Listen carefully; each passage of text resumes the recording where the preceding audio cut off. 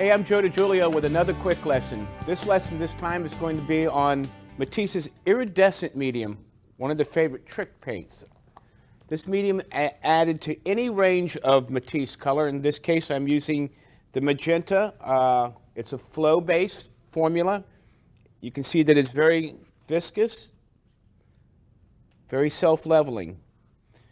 With the introduction of the iridescent medium, it's going to give a beautiful kind of sheen to it. I have an example right here where I've taken South Ocean blue and I've had the color by itself right here.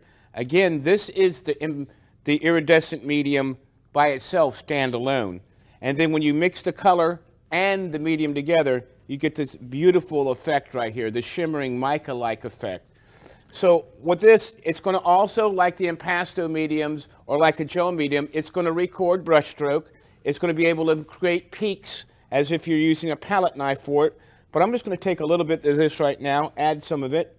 But what I found out, what most don't think about, is it can be used to make these interesting washes when it's reduced down with some water and a little bit of the acrylic painting medium. You want to keep that painting medium in there with it so that you keep the adhesion properties together. Mix a little bit with this palette knife, and you can see how it goes, that there is very minimal color shifting between the color itself and the dried product. So again, you can take the medium and use it standalone and glaze over the top of it. You can take it and mix it like I'm doing right here with the magenta to create this shimmering, beautiful color. Now, it can be applied either with brushstroke, and hopefully you can see that it has these beautiful shimmering effects, and I believe that's the ground mica, the mica titanate that is inside of the medium that creates that kind of shimmer. Again, I'm going to use a jewel brush to do this with because it has a very rigid bristle, and that way I can record brush strokes. If I was using something like a Vermeer brush or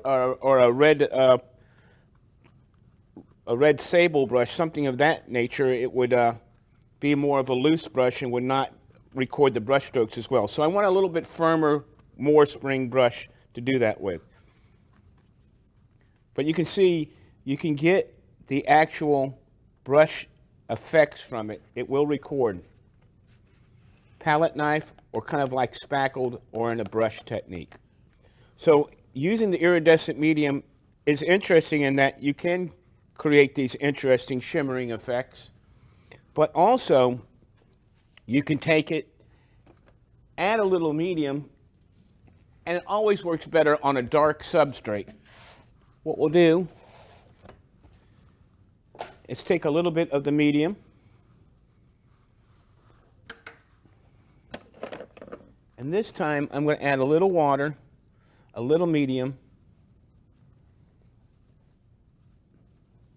and then I'm going to thin it down with a little bit of the acrylic painting medium. What the acrylic painting medium is going to be used in lieu of water to reduce the viscosity of the medium. By using that, it keeps the adhesion properties of the medium in line. What I mean is that if you use too much water and mix it with the paint in order to create a wash, what will happen is that the paint, when it dries, will not retain the properties to actually adhere, and over time, over the years, that paint could crust up and crack off.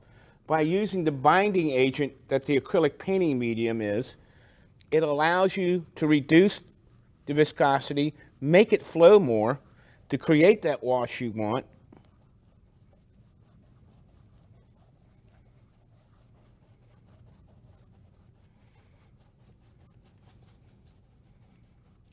So I can do by itself, and you can see as I move that canvas around how you're going to get that shimmer.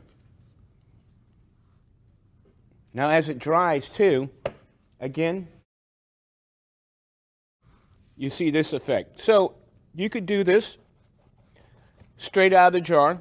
You can reduce it with a mixture of water and the acrylic painting medium. It can be just glopped on too. Or you can mix it with color. So you have a very large range. You're not just going from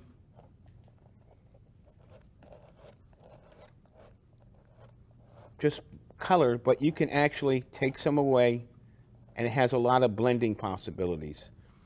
Medium by itself, mixed with color, or reduced for a glaze. So you have a very wide range of effects. Now I could actually take and blend that down.